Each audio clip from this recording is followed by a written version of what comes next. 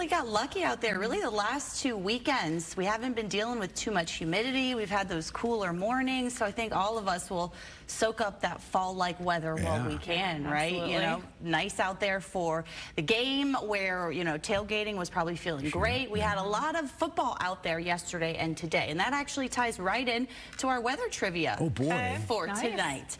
So I'm really hoping that we can get some points on the board for either Lloyd or Brianna at this point. But what a dig that was. I know. I didn't mean it to be a dig. I'm rooting for you. Come on, team both of you.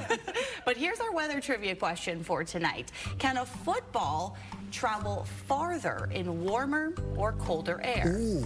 So tonight we've dropped it down to just 3 options because obviously we have warmer, we've got the cooler air option, or neither. The temperature has no impact, no effect on the ball. You hear about that in baseball with a mile-high city of Denver and had the altitude, but now we're talking about temperature.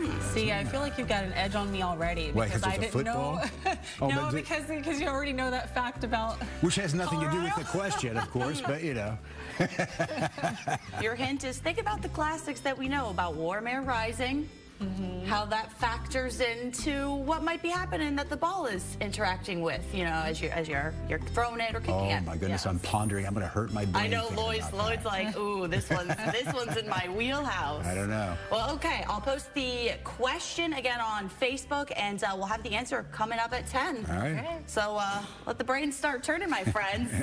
All right, well, let's go ahead and jump right into your forecast as temperatures over the last day and a half really comfortable out there. Look at that. Our morning lows dropped down to around 63 in Tampa. So we had several hours this morning where we were kind of hovering in the low and mid 60s. Right around 10 o'clock, we broke into the 70s. And this afternoon, we were right around average. We were able to reach into the low 80s. Our average high this time of year, right around 84. So we were generally right within that range. And it was really a nice day to be out and about without the humidity weighing down on us. Look at this view right now in Clearwater Beach where temperature is at 73. We have calm winds. A lot of people out enjoying the sand and the sea as we are heading closer to the sunset hour. Here's a look over our marine science camera where temperatures are just shy of 80 degrees and we have a little bit more wind on the bay coming in out of the northwest right now, just over about 5 miles per hour. But the dew points still in that very pleasant and comfortable range. Look at that. Right now, 57 is the dew point in Tampa.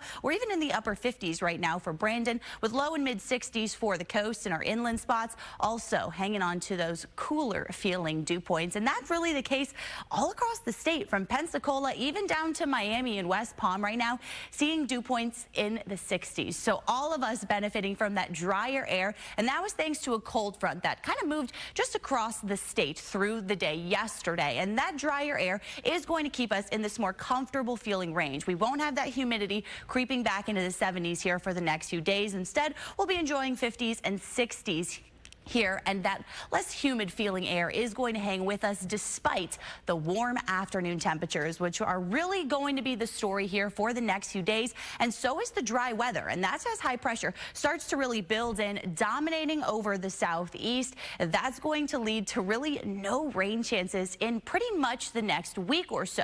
And as that area of high pressure kind of moves off to the north and east, we'll start to get some stronger northeast winds here around the area. So by Tuesday morning, we'll start to be dealing with those steady northeast winds around 10 to 15 miles per hour with those gusts up to about the 25 mile per hour range. They'll relax just a bit Tuesday night, ramping up again on Wednesday. So we'll notice those breezier and those warmer afternoon conditions, particularly for the middle part of this week. But as for tomorrow morning, we'll wake up to temperatures in the upper 50s around the Nature Coast, low and mid 60s for most of the area. Partly cloudy, a pleasant start to the day with some passing clouds as we head through the day on Monday. And overall, another pleasant afternoon, but it is going to be feeling a little bit warm out there. Temperatures in the mid to upper 80s for most areas. Marine forecast northeast winds tomorrow 5 to 10 knots with a light chop on our bay and inland waters with your next high tide 9 o'clock on Monday morning. And your 7-day forecast staying dry, sunny with temperatures in the 80s.